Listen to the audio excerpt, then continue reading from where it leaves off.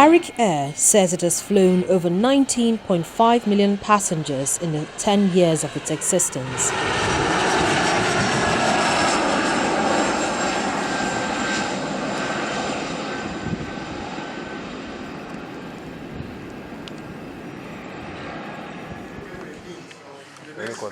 Its managing director, Chris Ndulwe, at a briefing, explained the airline has grappled with a myriad of challenges in 1 decade of existence, citing access to foreign exchange as the greatest hurdle, militating against the growth of air transport business.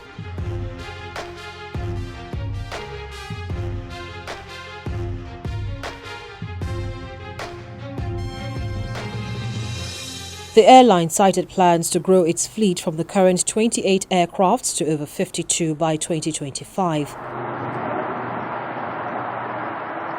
He added that the effects of the current economic recession would require Arik to be cautious in any expansion drive. The next phase of our growth will focus on the West and Central African region, as well as intercontinental destinations, because that's where we see space going forward. So we expect that we will be able to explore markets in Asia and in the Middle East. We are going to announce specific destinations that we'll be operating to as we come closer to that. We have to have a cautious approach to expansion, and that's exactly what we're doing. So this might take a little more time than you will usually expect from us when we begin to discuss expansion. Egyptians have held a candlelight vigil in Sharm el-Sheikh to commemorate the 1-year anniversary of the Russian airliner which crashed in Egypt's Sinai Peninsula, killing all 224 people on board.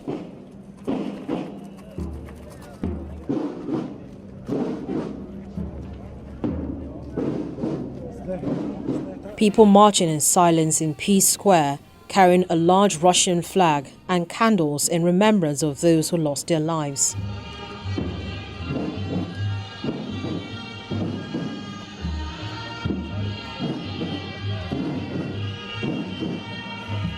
The Airbus A321, operated by Russian airline Kogalimavia under the brand name Metrojet, was flying from the Red Sea resort of Sharm el-Sheikh in Egypt to St. Petersburg in Russia when it crashed in central Sinai.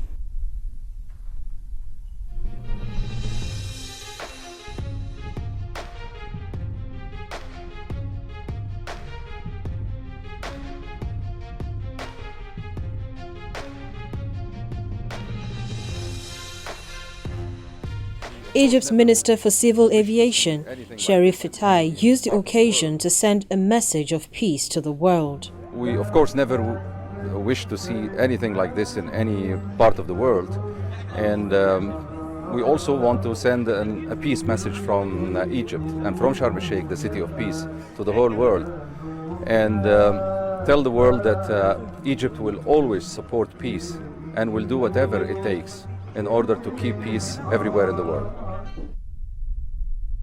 After the crash, the United Kingdom, Russia and several other European countries halted flights to Sharm el-Sheikh, but Germany is resuming flights into the Red Sea city of Sharm el-Sheikh on Monday on the anniversary of this air crash.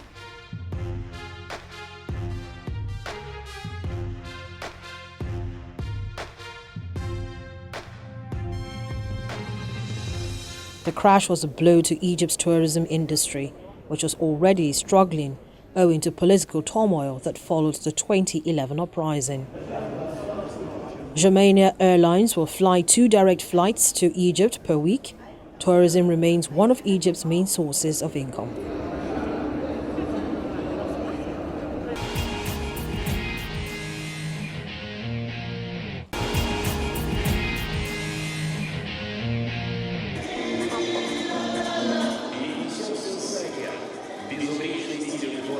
They are the faces of viable airlines around the world.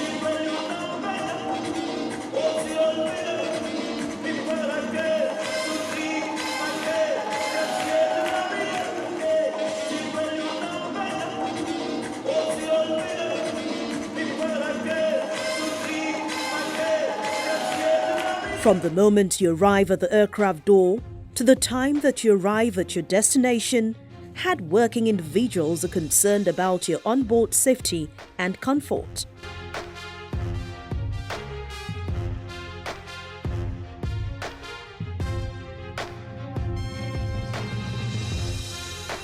Meet Oluwaseun, Blessing, Collins, Beauty, Chiogo, Miriam.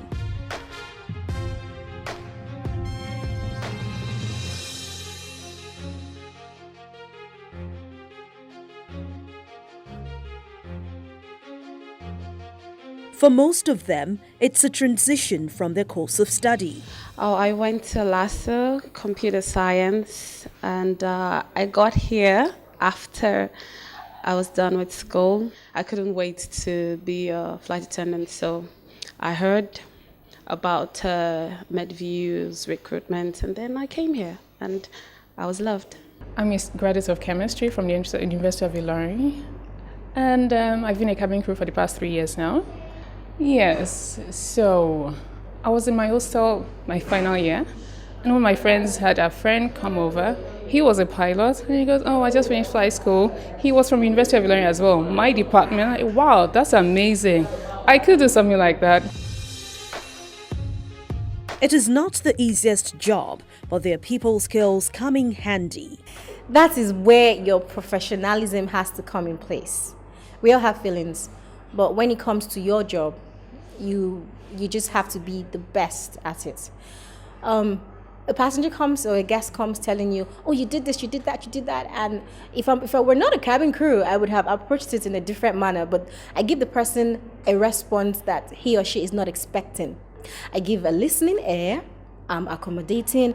I'm empathetic. I want to help you. And at the end of the day, you probably might just drop all of the attitude and smile at me and give me a very big thank you when I solve your problem. So yeah, that's it. The safety and the happiness of my passengers depends on me. So I have to make sure they come into the aircraft smiling and leaving the aircraft smiling too.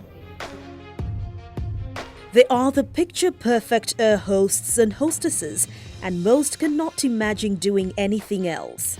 Well, my typical day is getting a roster a day before the flight day. I get dressed, well-groomed, then I report for my flight duties. I report to MM2 like 1 hour 30 minutes before the actual flight, so I get well-prepared, well-groomed, and be ready for my pre-flight meeting. While it's fun, it could also be dangerous. When they tell you what turbulence is like in the classroom and you experiencing turbulence first class, there's a big difference because you're in the weather, the nature at its best. Like I would say one time where we were en route going to Abuja, and we experienced this very serious turbulence where it felt like there was a lightning struck our aircraft, and it was amazing. So you can't get that in the classroom. They can only tell you what to expect, but you being in it, it's a whole game. While they are at it, the overall goal of the cabin crew is to ensure that you get home not only safe, but with a pleasant onboard experience.